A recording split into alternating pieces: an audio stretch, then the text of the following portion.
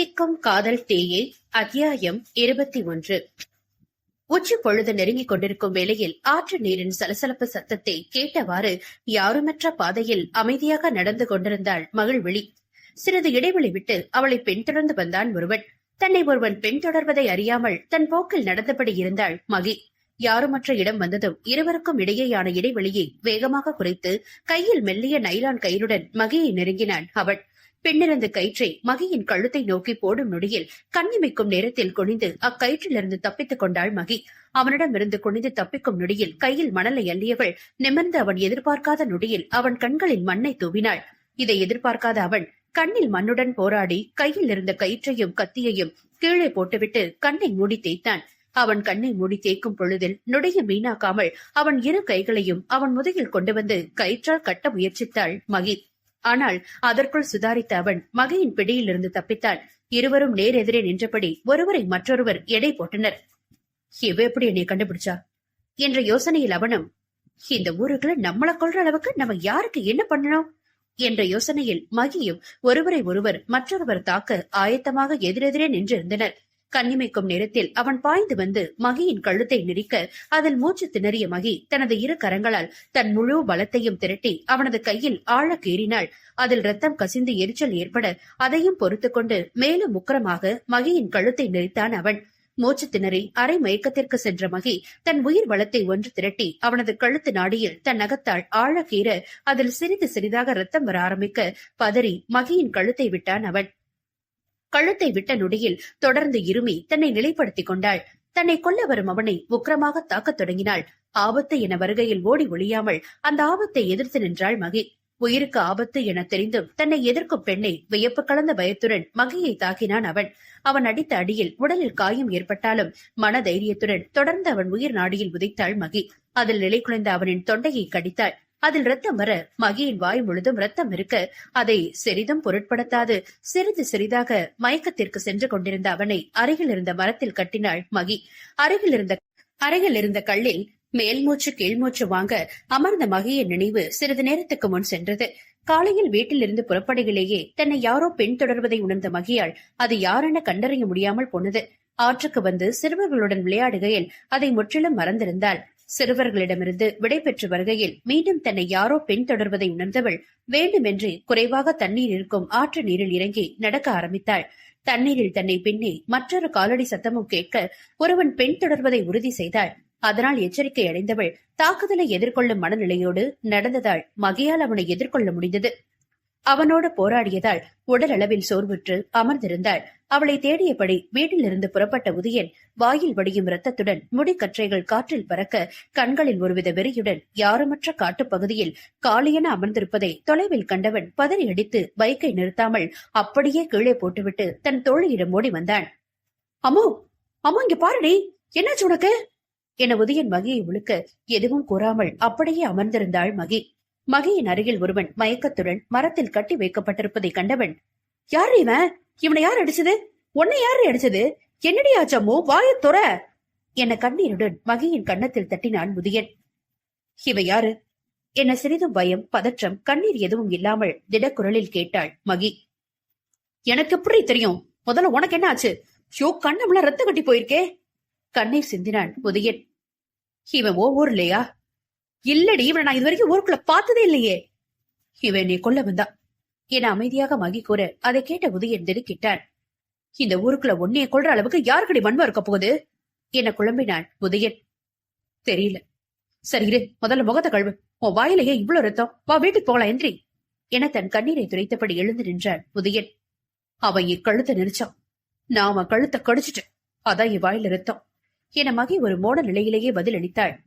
என்ன, உன் கழுத்து நெரிச்சானா என கோபத்துடன் மயங்கி கிடந்த அவனை மிதி மிதி என மிதித்து எடுத்தான் உதயன்.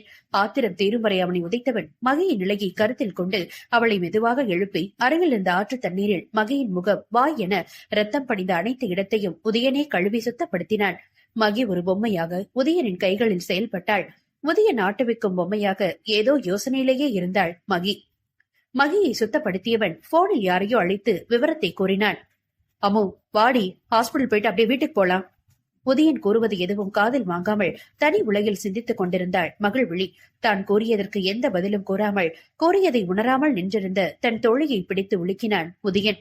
உதயனின் உழுக்களில் சுய நினைவிற்கு வந்த மகி, என்ன என்றாள். வா அம்மோ, ஹாஸ்பிட்டல் போலாம் என உதயனுடன் திரும்பியவள் திடீரென ஏதோ நினைவு வந்து உதயனின் கரத்தை உதறிவிட்டு தன்னை கொல்ல வந்தவனை நெருங்கினாள். இப்ப எதுக்கம்மோ அவன்கிட்ட போற? நான் பசங்களை வர சொல்லிருக்கேன். அவனுங்க போலீஸ்ல என்ன ஒப்படைச்சிருவானுங்க. நீ வா, ஹாஸ்பிட்டல் போலாம். உதயன் கூறுவதை காதில் வாங்காமல் தன்னை கொல்ல வந்தவனின் உடைகளில் தேடத் தொடங்கினாள் மகி. மகி எதையோ தேடுவதை கண்டவன், இப்ப எதடி அவன்கிட்ட தேடிட்டு இருக்க? அந்த கொலைகாரனிடம் எதையோ தேடியவள் இறுதியில் அவனது பேண்ட் பாக்கெட்டில் அவள் தேடியதை கண்டிருந்து வெளியில் எடுத்தாள். மகி தேடி எடுத்த பொருளை கண்ட உதயன், இப்ப எதுக்கு அவனோட போன் எடுக்கிற? நீ வா, ஃபர்ஸ்ட் ஹாஸ்பிட்டல் போலாம். உன் கழுத்து கண்ணெல்லாம் ரத்த கட்டி போயிடுச்சு. உதயன் கூறுவது காதில் விழுந்தாலும் அதை கண்டு கொள்ளாமல் தன்னை கொல்ல வந்தவனின் போனில் கால் ஹிஸ்டரியை பார்த்து கொண்டே உதயனின் பைக்கில் ஏறி போலாம் என்றாள் மகி. எப்படியோ ஹாஸ்பிட்டல் வந்தா சரி என நினைத்தவாறு உதயன் பைக்கை ஸ்டார்ட் செய்த நொடி மகியின் கையில் வைத்திருந்த அந்த கொலைகாரனின் போன் ரிங் ஆகியது. அதை கவனித்த உதயன் பைக்கை ஆஃப் பண்ணிவிட்டு மகியை திரும்பி பார்த்தான். சிறிது நொடி ரிங் ஆகும் போனை பார்த்தவள் தயங்காமல் போனை ஆன் பண்ணி காதில் வைத்துவிட்டு அமைதியாக இருந்தாள். போனின் மறுமுனை எவ்வித தயக்கமும் இன்றி, டே மச்சான், நான் அந்த தீரனை முடிச்சிட்டேன்டா. நீ அவளை முடிச்சிட்டா வேகமா அவன் வயலுக்கு வா. அவன் 2 பேருமா சேர்த்து கொத்துக்கறி போனான். அந்த கழுதை இன்னும் ஒரு அறுத்துட்டு வா. திமுரு பிடிச்ச கழுத. இந்த தீரன் நாய் மயங்கி கிடக்கு. வேகமா வா மச்சான் என கடகடவென பேசிவிட்டு போனை அணைத்தது. மறுமுனையில் பேசியதை கேட்ட மகி முகம் இருள, உதய், தீரனுக்கு ஆபத்து, வேகமா வயலுக்கு போ, சீக்கிரம் என உதயனை அவசரப்படுத்தினாள். மகியின் குரலில் இருந்த பதற்றத்தை உணர்ந்த உதயன் ஏதும் விசாரிக்காமல் தன் தோழியை கொல்ல வந்தது போல் தன் அண்ணனுக்கும் ஆபத்து வந்திருக்கிறது என உணர்ந்தவன் மிக வேகமாக தீரனின் வயலை நோக்கி வண்டியை செலுத்தினான். விரைவாக தீரனின் வயலுக்கு வந்து சேர்ந்தவர்கள் தொலைவில் வயலின் நடுவே தேரன் மயங்கி கிடப்பதையும் அவனின் அருகில் ஒருவன் மரத்தடியில் அமர்ந்திருப்பதையும் கண்டவர்கள் சத்தம் செய்யாமல் மரத்தடியில் அமர்ந்திருந்த அக்கொலைகாரனை நெருங்கினார்கள் மகியும் உதயனும். பின்னிருந்து அக்கொலைகாரனின் தலையில் உதயனும் மகிழ்விழியும் சேர்ந்து கட்டையால் தாக்க அவன் சட்டென்று எந்த எதிர்ப்புமின்றி மயங்கி விழுந்தான். அந்த கொலைகாரன் மயங்கி விழுந்தும் இருவரும் வேகமாக தீரனிடம் ஓடினார்கள். தலையில் இருந்து வழியும் ரத்தத்துடன் விழுந்து கிடந்த தீரனை கண்டு பதறிய மகி உள்ள முடைப்பெடுக்க, தீரா, தீரா, எதிரி, கண்ணு முழிச்சு பாரு என தீரனின் தலையை தன் மடியில் வைத்து கதறி கண்ணீர் சிந்தினாள். மகியின் கண்ணீரை அடங்காத ஆச்சரியத்துடன் கண்ட உதயன், அம்மோ, நீ அழுகிறடி, உனக்கு கண்ணீர் வருதுரே, நீ அழுதுட்டாமோ என தன் தோழியை மகிழ்வுடன் கட்டி அணைத்தான். உதயன் கூறியது மகியின் நெஞ்சை அறைய தன் கண்ணீரை தொட்டு பார்த்தவள், தீரனுக்கு என்ன ஆச்சு தெரியல உதய், தீரா எந்திரடா. மடியில் கிடந்த தீரனை ஒழுக்கினாள் மகி. அம்மோ, நீ அழுகிறடி, உனக்கு கண்ணீர் வருதுரே என மீண்டும் கூறி சந்தோஷத்தில் மகியை இருக்க அணைத்தான் உதயன். தன்னை அணைத்த உதயனை உதறிவிட்டு கோபத்துடன் உதயனை அறைந்தபடி, இங்க தீரனுக்கு என்ன ஆச்சுன்னு பதிலிட்டு இருக்க, நீ என்னடா பேசிட்டு இருக்க, ஆம்புலன்ஸ் கூப்பிடு என்றாள் மகி. மகி தள்ளிய தள்ளலில் கீழே விழுந்தவன் புன்னகையுடன், அண்ணனுக்கு எதுவும் ஆகல, அவன் நல்லாதான் இருக்காமோ என்றான் உதயன். என்ன வளர, இங்க பாரு, தேரன் தொழில எவ்வளவு ரத்தம்னு என விழி கலங்க உதயனை ஏறிட்டாள் மகி. நிஜமா தாண்டி, அண்ணன் நல்லா இருக்கா, நடிச்சது போது எந்திரிங்கண்ணா என மகியின் மடியில் தலை வைத்து படுத்திருந்த தீரனை பார்த்து பேசினான் உதயன். உதயன் பேசிய அடுத்த நொடி மகியின் மடியில் கிடந்த தீரன் மெதுவாக ஒற்றை கண்ணை திறந்து பார்த்தான். அத்தியாயம் 22. உச்சி பொழுது வேளையில் குயில்களும் குருவிகளும் கூக்குரலிட்டு தங்கள் போக்கில் பறந்து கொண்டிருக்க பசுமை பொருத்திய வயல்வெளிகளுக்கு நடுவே பறவைகளின் சத்தங்களோடு மகியின் அழுகை சத்தமும் இணைந்து ஒலித்தது. மகியின் கண்ணீர் ஒருபுறம் சந்தோஷத்தை அளித்தாலும் எப்பொழுதும் திமிர் கலந்த கம்பீரமாக தெரிந்த தன் தோழி அழுவதை உதயனால் தாங்கிக் கொள்ள முடியவில்லை. அம்மோ, அழாதரை, அவனுக்கு எதுவும் ஆகல, அவன் நல்லாதான் இருக்கான். பொய் சொல்லாத, இங்க பாரு எவ்வளவு ரத்தம். நிஜமா தாண்டி, தீரண்ணனுக்கு எதுவும் ஆகல, அண்ணே நடிச்சது போதும் எந்திரின உதயன் கூறிய அடுத்த நொடி தன் அரை கண்ணை திறந்தான் தீரன். அவன் கண் விழிப்பதை விழிகளில் நீர் வழிய விழிவிரித்து பார்த்தாள் மகி. எப்படா நீ கண்டுபிடிச்ச, நான் நடிக்கிறேன்னு எப்படி கண்டுபிடிச்ச? மகியின் மடியிலிருந்து நன்றாக எழுந்தபடி கேட்டான் தீரன். அதுவா, ஒத்த ஆளால உன்னை அடிச்சு கீழே தள்ள முடியாதுன்னு இந்த சிங்கம் முன்னறி முழுசும் தெரியும். அதோட நாங்க பதறிங்க ஓடி வரப்ப உன்னைய கொல்ல வந்தவனோட உடம்பு மரத்துல சாஞ்சு அவன் தலை லைட்டா தொங்கி போயிருந்துச்சு. மகி அடிச்ச ஒத்த அடியிலேயே சுருண்டு விழுந்துட்டான் அவன். அதான் எனக்கு செம்ம டவுட். ரத்த வாடைக்கு உன் மூக்குல ஈ வந்து உட்கார்ந்தப்போ நீ லைட்டா மூக்க அசைச்சு உன்னைய காட்டி கொடுத்தனே. ஏற்கனவே மனசு உடம்பு சோர்ந்து போயிருந்ததுனால மகி இதெல்லாம் கவனிக்கவே இல்ல. ஆனா இதுல எனக்கு என்ன பெரிய சந்தேகம்னா, நேத்து வரைக்கும் உன்னைய பொறுக்கி பொறுக்கின்னு சொல்லி என் கூட சண்டை போட்டவ இப்ப உனக்காக பதறி வர்றா. எத்தனை வருஷமா கண்ணீர் வராத மகியோட கண்ணுல கண்ணீர் வந்திருக்கு. என்னன்னு ஆச்சு அவளுக்கு? ஏன் மகிக்கு ஏன் கண்ணீர் வராது? அவ்வளவு தைரியசாலியா உன் ஃப்ரெண்டு? அவளுக்கு அது ஒரு பிரச்சனை. அவள் 7 வயசுல ஒரு ஆக்சிடென்ட் ஆனிச்சு. வெளிக்காயதும் இல்ல, ஆனா அவளோட கண்ணீர் சுரப்பி தன்னோட கட்டுப்பாட்டை மீறி அதுவா ஸ்டாப் ஆயிருச்சு. அதுல இருந்து இத்தனை வருஷமா அவளுக்கு கண்ணீரே வந்தது இல்லையா. ஒரு நாள் பல்லவி அம்மா சொன்னாங்க, எவ்வளவு துக்கம் வந்தாலும் அவளுக்கு கண்ணீர் வராது. ஆனா இப்ப ஒன்னால அவளோட அந்த பிரச்சனை சரியாயிடுச்சுனே. இத்தனை வருடங்களாக தேக்கி வைத்திருந்த கண்ணீரை தனக்காக வெளிக்கொண்டு வந்தவளை அன்புடன் மகியின் தலையை வருடினான் தீரன். அதுவரை தீரன் நன்றாக எழுந்து நின்று உதயனுடன் பேசிக் கொண்டிருப்பதை என்னவென்று புரியாத ஒரு உணர்வு குவியலுடன் தீரனை வெளியகலாமல் பார்த்து கொண்டிருந்தவள் அவனின் தொடுதலில் சுய உணவிற்கு வந்தாள் மகி. மகியின் உடம்பில் இருந்த காயங்களையும் அவள் ஆட இருந்த நிலையையும் கண்டவன், உனக்கு என்னாச்சு மகி? உனக்கு எப்படி என்னை இவன் கொல்ல வந்தது தெரியும்? நான் இவனோட கூட்டாளிதான், வரப்போறான்னு நினைச்சிட்டு இருந்தேனே. மகியின் மனநிலையை உணர்ந்த உதயன் மகிக்கு நடந்த அனைத்தையும் விரிவாக கூறினான். உனக்கு என்னென்ன ஆச்சு? அதையே உங்க 2 பேரையும் சேர்த்து கொலை பண்ண நினைக்கிறாங்க. உனக்கு எதிரே இருக்குன்னு வச்சுக்கிட்டாலும் மகி எப்படி இதுல சம்பந்தப்பட்டா? அவளையே கொல்ல பாக்குறாங்க. எனக்கும் இவனுங்க யாருன்னு தெரியலடா. எப்போது போல வயலுக்கு தண்ணி பாய்ச்சா வரப்பு வெட்டிட்டு இருந்தேன். அப்ப அவன் என்ன கட்டையால பின்னாடி அடிச்சிட்டான். லைட்டா வலிச்சாலும் மயக்க போட்ட மாதிரி விழுந்துட்டேன். அப்பதான் அவங்களுக்கு போன் பண்ணிருப்பான் போல.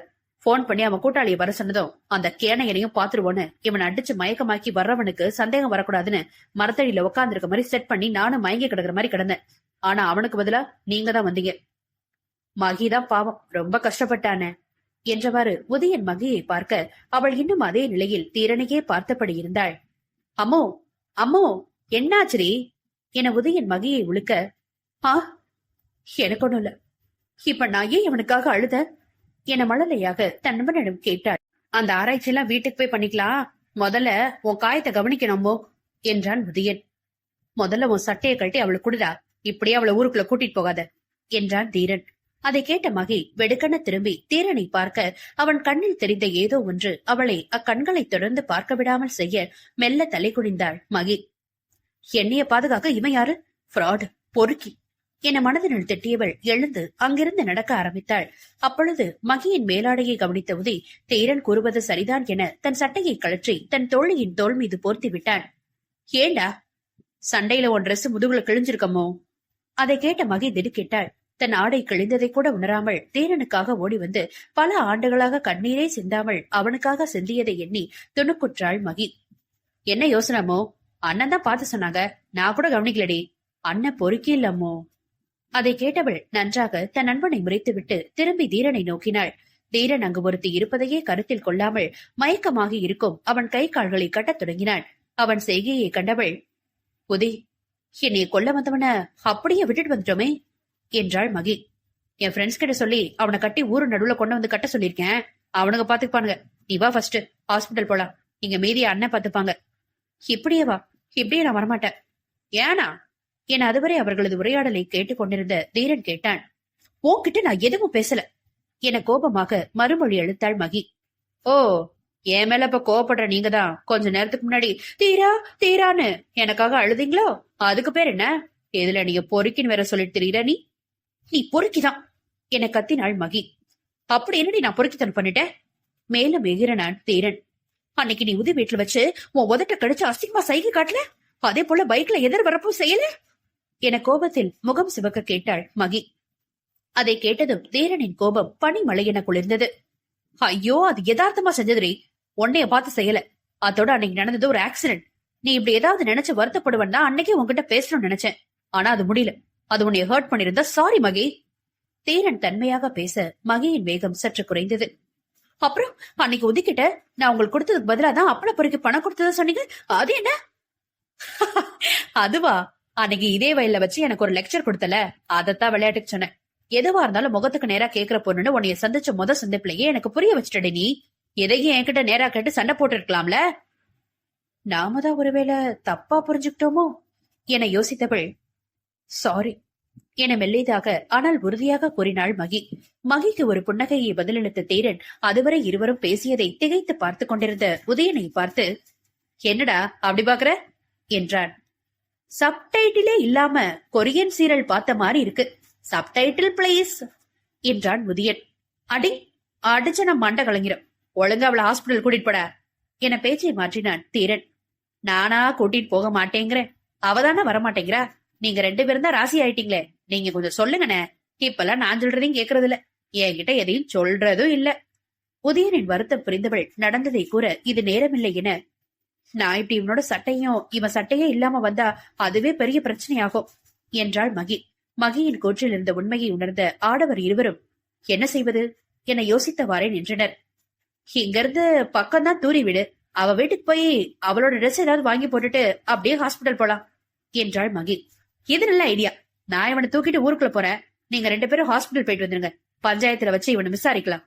சரி என்ன என்றவாறு மகியை அழைத்துக் கொண்டு தூரிகை வீடு நோக்கி உதயன் செல்ல, தன்னை கொல்ல வந்தவனை தூக்கிக் கொண்டு ஊருக்குள் நடக்க ஆரம்பித்தான் தீரன். தூரிகையின் வீட்டை அடைந்தவர்கள் வீடு திறந்து இருக்க, வீட்டில் யாரும் இருப்பது போல் தெரியாமல் போக, மகியை மட்டும் உள்ளே அனுப்பிவிட்டு உதயன் வெளியே நின்றான். தூரி, தூரி என அழைத்தவாறு உள்ளே நுழைந்த மகி உள்ளே தூரிகை இருந்த நிலையை கண்டு பதறி வெளியே வந்து உதயனை அழைத்துச் சென்றாள் மகி. வீட்டின் உள்ளே உயிருக்கு போராடி கொண்டிருந்தாள் தூரிகை.